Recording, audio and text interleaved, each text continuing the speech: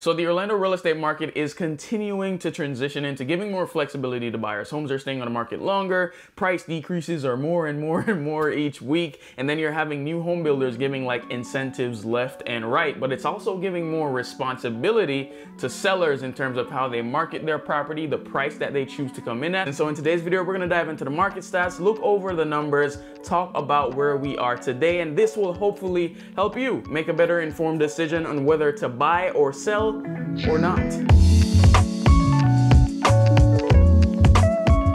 All right, so we're gonna be going over the state of the Orlando real estate market report. This is for August 2022, which I think is the best, most recent framework until we're in October, and then we have September's report. And so as I'm looking down, you'll be looking up, and we're gonna go over this together. And so in terms of inventory over the past month, from July to August, we've seen a 3.7% increase in inventory. So we used to have 6518, now we're at 6762. Homes are just staying on the market longer. We're not getting rid of product fast enough. And if you contrast this from August of 2021, we've seen an 85.9% increase in inventory from this time last year, which is absolutely nuts. But this is what lends to the flexibility that I was talking about in terms of if you're a buyer right now, because if you want to put this in a general sense, you have almost twice as many options as you did a year ago. And so even anecdotally from working with buyers, we're not as urgent anymore, because we know, like, if we don't get this one, we don't need to break our backs to get it. We can probably just wait a week, 2 or 3 weeks.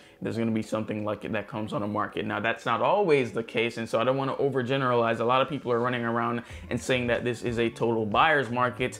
Couldn't be more far from the truth. There's still homes that are selling in 2-3 days. But for some of these neighborhoods in the past, to where if the house was listed on Thursday and you could not make it on the open house on Saturday or Sunday, you'd have to buy sight on scene or put in an offer sight on scene. And if you weren't comfortable with doing that, then you would just take your loss and say you missed out on the house, because it was going to go pending on Monday. That's just kind of how it went for the past 2 years. Now you actually have time to breathe. You can actually come check out the house in most cases, unless it's like a super hot property marketed perfectly and is marketed at the right price. And so I welcome this number. This is not something to be spooked of. It's just returning to how it should be. You should have options. It shouldn't just be one house listed that you like and then there's 20 other people that are gunning to buy it. And so sellers can still sell for an alarming amount if you want to compare it to what normal appreciation would be, but at the same time, buyers have their options, which is super nice to see. Conversely, there's been a 4.1% decrease in the amount of new listings taken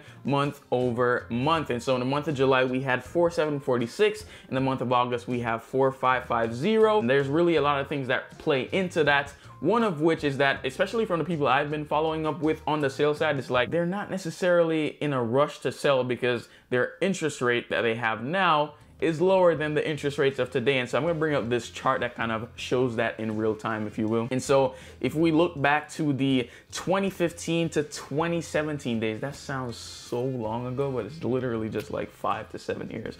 But the typical interest rate then was a mid-3s to low 4s. Right now, interest rates are in the mid-5s, really going up to 6. And also, if you sell in a high market, it probably means you're going to turn around and buy in a high market. And so sometimes sellers can't really stomach that new projected mortgage payment, and so they choose to live where they are. Or if the urgency is there, they need to sell and they need to move somewhere else, maybe for a lifestyle change, or they just want to move, then they obviously sell, or sometimes cash out, refi, and then go buy the other property and keep the other one as a rental property. So there's plenty of ways to skin the chicken. I don't think that's what the phrase says. It's skin the cat. I think it's skin the cat. Gotta be skin the cat. And so although we've seen a dramatic increase in new listings over the past 2 to 3 months, especially in between May and June, the increase was like 11%. Now we're seeing a decrease. I think that is due to the sensationalism of the market. You know, it's crashing, everything is falling out of the sky. That has sort of cooled down. Now a lot of people are looking at things a bit more objectively. And so this big fear of missing out, FOMO, is just not as prevalent as it was before, which I think lends to the idea of more of a healthy market, which is good to see. I think this third statistic really gives more validation to my point earlier about overall buyer and seller sentiment about the Orlando real estate market, as new contracts are up 7.7% month over month, going from 2,796 to 3,010 new contracts. And so this anecdotally, again, buyers who were like, okay, the market is shifting now about 3 months ago, and this is gonna crash, Romariog. This is now the beginning of the end, as they would say.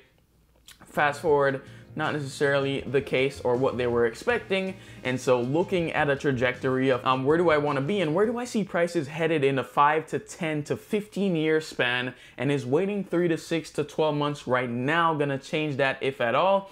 Most people are saying no in my case, but there's still some buyers that I'm working with, and I love them to death. I love you guys if you're watching this, that are waiting for a 2008 recession, 30% price drop. But I think more people, and it kind of shows in the numbers, more people are opting to jump back in the market. Whereas before, somebody was quoted a 5% interest rate, they're like, 5%?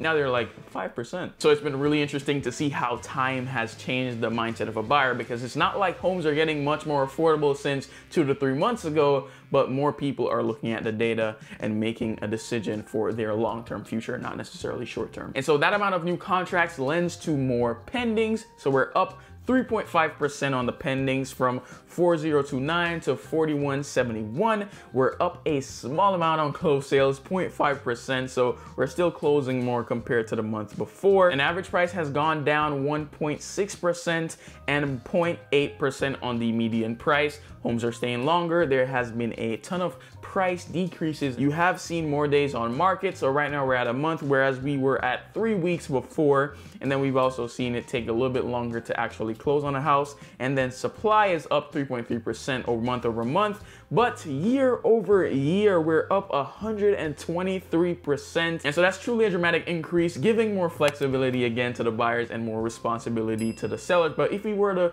roll back the curtains a little bit further back to 2017, as we can see here, in the hot months, we were at low 2s to 2.5 months worth of inventory. And on our highest months, we were tracking just under 4 months of inventory. And so we're still below where we usually were before the pandemic, but nonetheless, good signs of going back to a healthy market. I know the $1 million question right now is this the right time to buy or sell? And the true answer, coming from me at least, is it might be and it might not be. It's really situational. And so what I'm proposing is we have a conversation, we look at historical data, we look at present data, we make assumptions on the future, and we also dig into what's important to you, what's your situation, why do you need to move, why do you need to buy, or why do you need to sell? And based on that, it might be a good decision to buy or sell or not, tying it back to the intro. And so if you're interested in that conversation, I'd love to partner with you as your real estate agent. And so you can reach out to me by text, email, or book a time through my Calendly link, which is down below. If you want to hang out with me, follow me over at Orlando